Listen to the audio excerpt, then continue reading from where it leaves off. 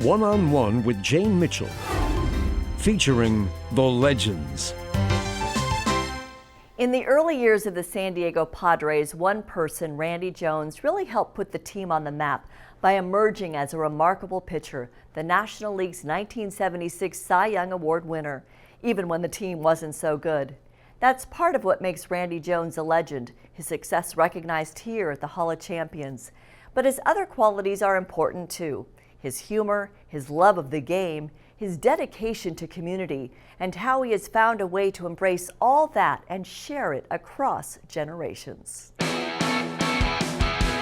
1976 footage of number 35 pitching 4 decades ago at the All-Star Game is a long way from where we sit this day, at his quiet home on a couple of acres with a small barn, trees, birdhouses, a new bird dog in training, and plenty of memories, old and new, of being with the Padres organization. What does it mean to you to be so involved, included, and really loved for what you did so many years ago? A lot of satisfaction for me. I think it was for me in the mid-'70s, the rapport that I had with the fans when I pitched. I still enjoy them. I still enjoy meeting new fans, meeting new people at the ballpark. I embrace that. I enjoy the kids that are playing the game today. It's fascinating to me to go down and become friends with them, not off the field friends, but they're acquaintances, and we share a passion that a lot of people probably couldn't even realize or understand, but we still do share that. And I always, like I tell Marie, they keep me young. And happy birthday, just turning 65. Yes, got the big 6'5", got my Medicare card. And while he's had some major life changes we'll share later, in some ways he's not all that different from when we first told this story in 1998. Rewind now to when the Padres played at the stadium in Mission Valley. Very hard to sign. When Randy Jones plays host around his barbecue at the ballpark, he is humored and humbled by the fact that not every little fan knows he actually played baseball. There you go. What do you say, bud? Here, man. I wish I had $1 for every time I've heard a father explain to a little boy who I am. I mean, it's just wonderful. It's beautiful. Or, you see the number out in left center up there, the number 35. They go, well, this is the man that wore 35. And he wore it well, as a Padre most of his career and certainly during some of the young club's most memorable years. Not from a team standings standpoint. We were awful. I mean, we were in the 70s. But from the standpoint of Randy Jones's achievement, his 3rd year in the big leagues. In '76, I got to share a Cy Young Award with a whole entire city, county, and all my teammates. It just wasn't Randy Jones. It was a group of us, and I really felt proud about that. The glorious moment, named the National League's Best Pitcher of the Year, seems a natural considering his early days in Pee Wee League. When I was 7 years old, I didn't go out to center field or shortstop or first base. I went straight to the mound. His parents could have predicted his fate after a trip to the Grand Canyon. He would stand and throw rocks into that canyon till I thought he'd throw his arm off, and I think he just always was born to be a pitcher. And he said, Dad, if I can't pitch, I don't want to play. I said, are you going to be a pitcher then? So I went home and put a pitching mound in my backyard. Randall Leo Jones was born January 12, 1950. He has one sister, Martha. By the time he reached high school at Brea Olinda, he had a one-track mind, baseball. I got infatuated, obviously, by Sandy Koufax, the left-handed pitcher with the Dodgers. As an all-county pitcher, he earned a baseball scholarship, fulfilling his parents' hope for him. My college education, they never got that opportunity. They wanted to make sure I did. After graduating from Chapman College with a business degree in '72, he returned from summer ball in Alaska to an offer from the San Diego Padres. And after just 1 year in the minors, he filled the big club's need for a left-handed starting pitcher. I was 8-1 in AA, and somebody said, let's give the left-hander a chance. By 1974, his record lacked that same luster, a frustrating 8 wins, 22 losses. So he worked harder that next spring. I never had a runner on third base. All camp. I didn't even give up a run. I didn't even come close. That's how scared I was. And that's how good I was pitching, actually, in spring training that year. Good enough to pitch opening day, 1975. I went 9 innings on opening day, pitched a 4-hitter, and you know what the score was after 9 innings? 0-0. I got a no decision. His pitches weren't fast, but his games were, usually under 2 hours, because everything he served up, hitters seemed to ground out. I had hitters screaming at me, cussing at me, and it's only because they were 0 for 4. And if I struck you out, it wasn't my fault. It was your fault. I didn't do it. His knack to get batters out was his ticket to the '75 All-Star Game, called in for the 9th. Dodgers manager Walter Alston bypassed his own relief ace, Mike Marshall, telling the bullpen, "Give me that curly little left-hander who gets everyone out." And the game is over. The final out. I started drawing a few more people, everybody getting more involved in with Randy Jones pitching every 4th day or every 5th day. And that was really magical. And that carried to my 20th win and winning the ERA title the last day of the year. Then, the magical year of 1976. You can't believe how nervous or scared to death I was walking down there to warm up. I just never expected or anticipated getting that kind of ovation or response from the fans in San Diego. I mean, we're not talking about like a couple thousand, we're talking like 50,000 people giving you a standing ovation. And that July 16th, the hottest pitcher from an otherwise losing team was on the cover of Sports Illustrated as San Diego's confounding Randy Jones. All of a sudden, you know, a San Diego Padre on the cover of Sports Illustrated? Impossible. You can't do that, you know. And there I was doing that. And he won the Cy Young. But during his last start that season, as he was hoping to win his 23rd game of the year, his ambition backfired. I threw a slider in about the 3rd inning or 4th inning, and it's like a rubber band snapping. And something was wrong there. That wasn't right. Nerve damage in his arm would plague him for 4 years with the Padres, 2 years with the New York Mets. But I had an arm that would not respond and do the things that it used to do. After a few spring training outings in '83 as a Pittsburgh Pirate, he called it quits. I didn't find myself really missing baseball until every spring. And I think I still get that itch to this day. I don't think that'll ever go away. But for Randy Jones, the emotional investment was not all he had to manage. His financial investments, a moving business deal, and other decisions went bad. And the IRS came back, and in a matter of 10 days, I lost everything. Pretty simple. On a business standpoint, you think you're the only one in the world that has to maybe file Chapter 7 bankruptcy. And I remember it was a Friday when I filed mine, and I was 36th in line to file that day. So I filed on a Friday, and Monday morning I had a business suit on, and I went to work. The fear of not knowing where we were going to end up. The challenge was just the everyday, seeing Randy sad. It was hard on Randy. Randy's wife, Marie, is his high school sweetheart. They married in college and had 2 girls once he was in the majors. Randy and Marie had been through the highs and lows of the game together, and bankruptcy would be no different. I didn't think I had a choice not to get through it. And I made up my mind with Randy that we were going to get through this, and we were going to get through it together. And we weren't going to let this destroy our family or ourselves. I think I learned a lot about Randy Jones and myself, that maybe the good Lord was trying to tell me I wasn't headed in the right direction right before that. Before the IRS came down, I was working 20 hours a day, and you know, maybe I was on my way to killing myself and really losing a lot of family values, I think, to be honest. I think I just worked so much, I was so infatuated with my work, that I'd really let the family side, the household and everything, it went by the wayside. It was secondary. And all of a sudden, in a matter of 10 days, that became a very, very primary part of my life and very important to me. I know I work hard now, but I never lose sight of my kids and my family, my parents, and my wife. Through his financial woes, Randy Jones worked for his sister's food service company, traveling around the world to military bases, conducting baseball camps along the way. Then in 1994, during a round of golf with a friend from the Padres, things would change. The Padres needed another food vendor behind center field. And I looked at Ken and I said, how about the Randy Jones barbecue? And he goes, what's that? And I said, I don't know, I just thought of it. And that's literally where it started. He doesn't even know where the pots and pans are in the house. How he could come up with this sauce is beyond me. And all of a sudden I had a lot of people from behind home plate coming out to see Randy before the game. All of a sudden, Randy Jones was back in the world of baseball.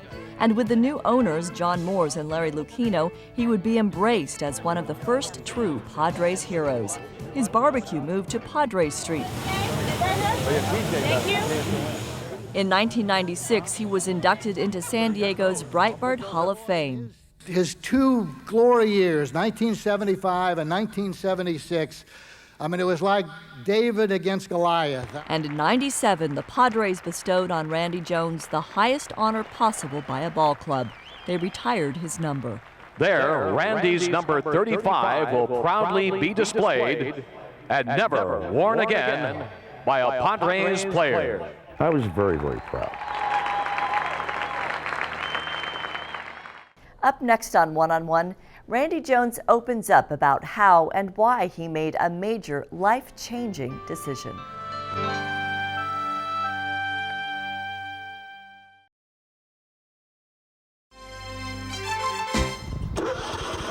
When we featured Randy and Marie Jones in 1998, they had just moved into their adobe home a half hour outside San Diego. I asked, what's next for Randy Jones? I don't know what it is yet, but I'll chase it as soon as I figure it out.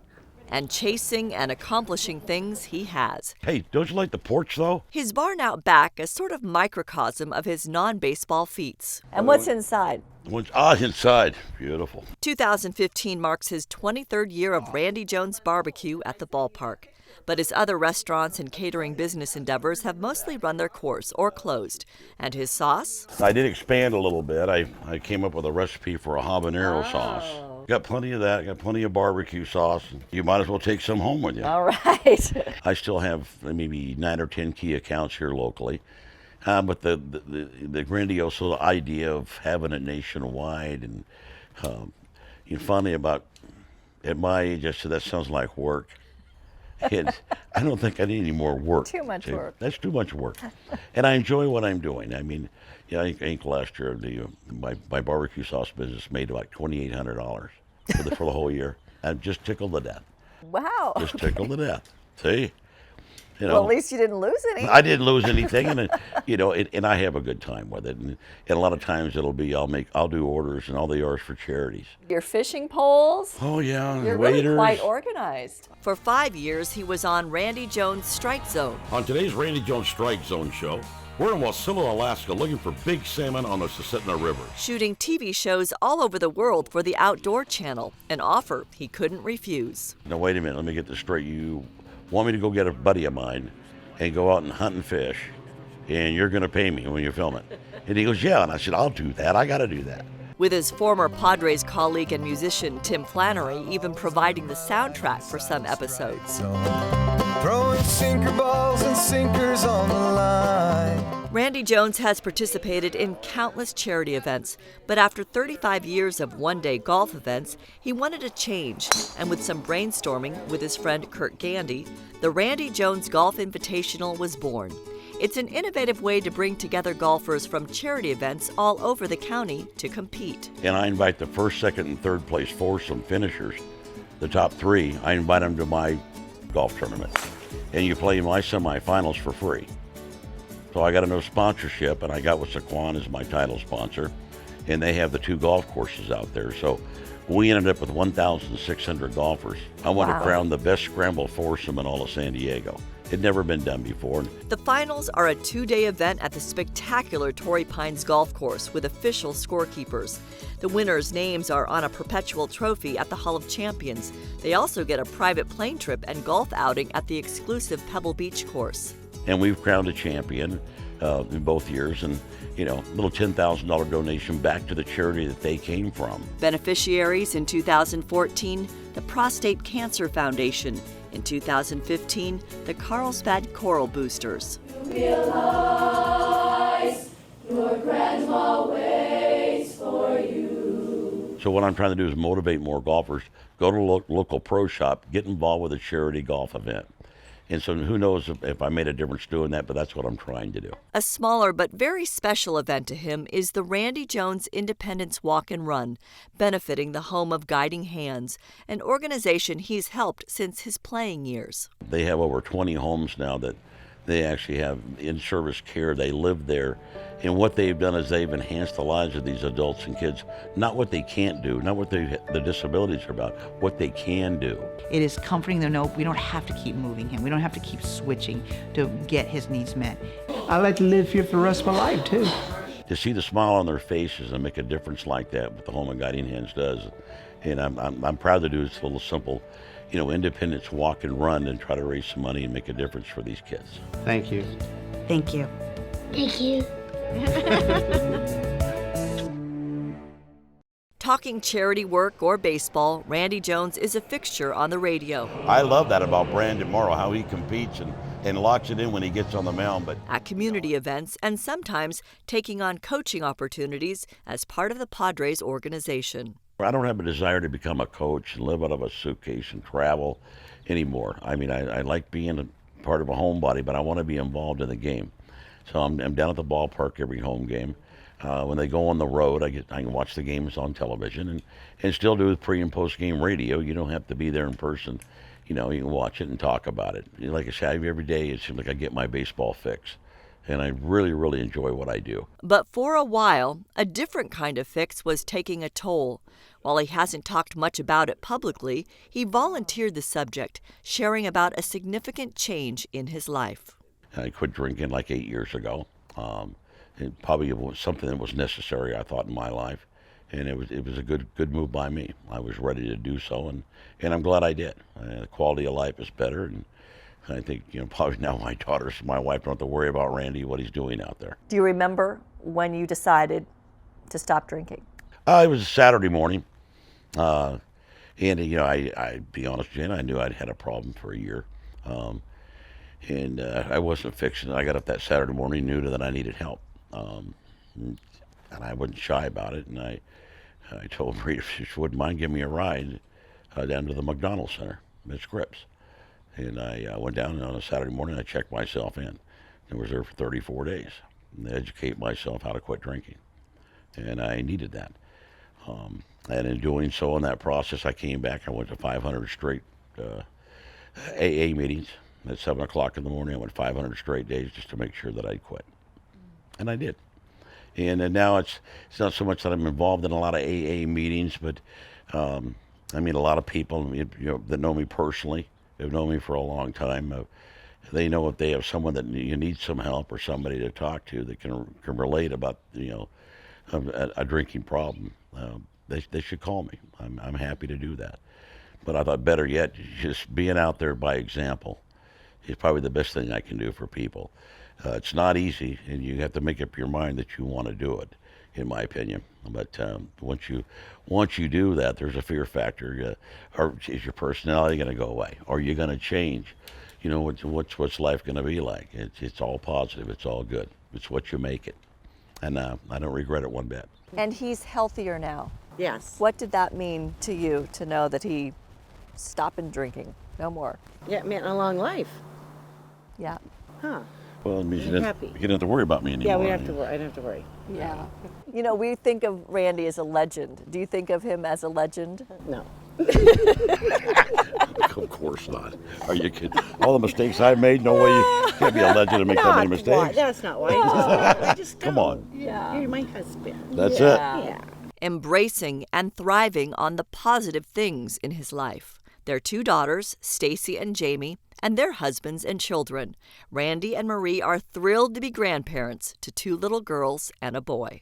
Little did I know that this sand trap would turn into be a sandbox for my granddaughters. Aww. This beautiful oak tree. Always plans now that we have grandkids, and when I bring the dirt in, I'm thinking the swing set that I have down in the orchard right now is going to come up, but this is my future tree house. I'm bringing my daughter. There you go. Now that's a great idea. And the grassy hill, a perfect spot to train his new bird dog puppy, RJ. Attaboy. Cy was my older lab, and I had to put him down. I think I waited 3 days, and I made a phone call up in Northern California to Red Bluff and to a breeder for a Brittany Spaniel. That's a good boy.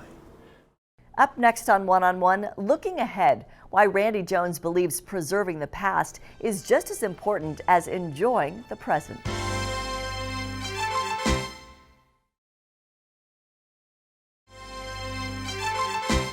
Among the orange trees, sunflowers, and garden where Randy and Marie Jones have celebrated family events, Sundays are still mostly reserved for private pitching lessons. It's an instructional mound. I've built them the last 25, 30 years. I've probably built at least 10 mounds. One of his success stories, Barry Zito, a San Diego area high school student back in the mid-90s whose parents paid Randy Jones $50 a week for lessons. The more I saw him, the more I got ingrained into it, because it was just like me. I just saw the same energy, the same burning desire to be the best. Week in and week out when I would see him. And for him to have that success and then eventually win, early 2000s, and win the Cy Young Award for the American League, you talk about going full circle. These are my students. Hi, guys. I think there's probably the biggest change since the last time we talked is everybody having an iPhone, a phone with a camera. And it's just absolutely amazing. Where all I had to do before was just a Sharpie and maybe a quick autograph, right? Well, now every evening at the ballpark is a Kodak moment, like you say, and it's the domino effect. And there might be 40 or 50, different pictures with different people and families, and and I like it. It's like my dad told me a long time ago. And they talk about autographs. My dad looked at me and goes, "Well, you start worrying when they quit asking for it." And I never forgot that. He's found speaking engagements are different too, with internet searches the norm. I have to be factual. I can't make anything up anymore. Where I might flower up my stats. Well, it's just too late. I mean, by the time I get into my talk, they've already Googled me. They know all my stats. I hadn't thought of that. Oh, it's tough, man. I mean, you little things you might have used to fudge on, and no, Randy, it wasn't a 2.18 ERA in 75. It was 2.24. Oh, okay. Oh, thank you, Ray. But technology doesn't scare Randy Jones. And you've kept up with that, though. You have a Facebook page, Twitter account. I do. Just met, quite a few, a fan page. And I remember when I got into Facebook, I thought that was kind of fun, and I got to 5,000 friends, and really quick. But nobody told me that that's all you could have. Right. I didn't know that. I go, well, wait, that's no fun anymore. The social hour show, that we do now before the Padre games. He got around the bases quick. I remember that. From now to then, inside his house, a modest display of his professional honors, including the Cy Young. In 2016, the All-Star Game is in San Diego, and that also marks 40 years since Randy Jones won that National League Most Valuable Pitcher Award. You made our day in those days, I'll tell you. It was fun, wasn't it? It was a beautiful era. But it seems the memories and relationships of the game mean the most to him, including meeting Hall of Famer Sandy Koufax. It was a 75 All-Star Game. I'm 25 years old. The first morning I went down to have breakfast by myself because nobody was in Milwaukee yet, and no family. And so I walked down there, and there sat Don Drysdale, Sandy Koufax, and Yogi Berra having breakfast. And I knew Yogi a little bit, and he called me over and invited me to sit down. Wow. And I hesitated, because there sat my boyhood idol. Yeah. And first time I'd ever met Sandy. And it just a real pleasure, him and Don Drysdale, and growing up and watching them and up in L.A. when I was a little boy. And we became pretty good friends. And I saw him many, many times, and I just so fortunate. Randy Jones can tell a story and is sentimental. We met his parents in 1998. His father has since passed away from heart and respiratory problems. 8 years ago, and Mom will soon here be 90 years old and still doing well, very, very well. Still living up in Orange County in the same house that I grew up in. Along with the San Diego region, Randy Jones said goodbye to two Padres legends and friends who died in 2014, Jerry Coleman and Tony Gwynn. I was so thankful, Jane, the last few years being at the ballpark, and Jerry not doing as much radio. And he had his own little booth there on Radio Row, and he'd be over there watching the ball game, and I don't know how many nights I would grab a couple of bags of peanuts, and I'd run over there with him, and I'd sit there and watch 2 or 3 innings with him and eat a bag of peanuts with him. If I did it once, I probably did it 100 times over a 3-year period. And I'm so glad I did that.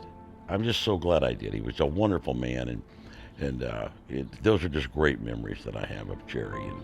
And Tony, that was just as abrupt and unfortunate, and you're pulling for him. And I think Tony was doing what he loved to do, what he wanted to do, coaching the Aztecs and everything else he was doing. And it's always, unfortunate when you lose a special guy like that, because he had so much to give back. I just remember all the great things, all the positive things about those two gentlemen, and then that's how it makes a difference in your life. Remember all the good things. So walking into Petco and you see at the batter's eye the numbers that are retired, and there is 35. Yes. How's that feel? Oh, it feels great. It's a real honor. You know, and I think you talked about a little bit about, you know, the dads that, you know, were introduced to me by their dads. Now they have those little boys. And many a time at the ballpark, they go, see that 35 out there? Well, that's Mr. Jones's number. And I just feel proud about that. And being proud to be part of the Padre history. And I see going forward with the ownership that we have now that I think you're going to see more alumni involvement. You know, bringing back some of the players that, you know, wore a Padre uniform, a little more history. I'd like to get that, a Padre Alumni Association or group.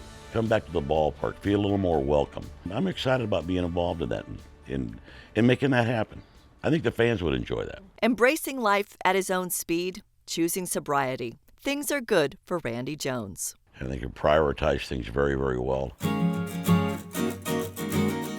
I've had a lot of fun. I've got to share a lot more moments with my family, and I'm just blessed with the opportunity that I have for a job, and I'm one of the lucky ones. I look forward every morning to getting up and going to work, do what I do. I'm just very, very fortunate.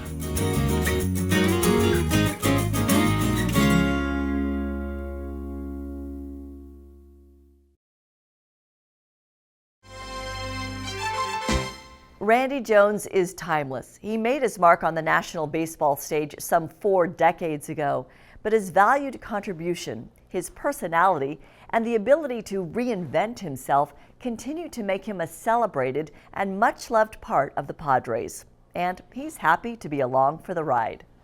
I'm Jane Mitchell. Thank you for watching One on One.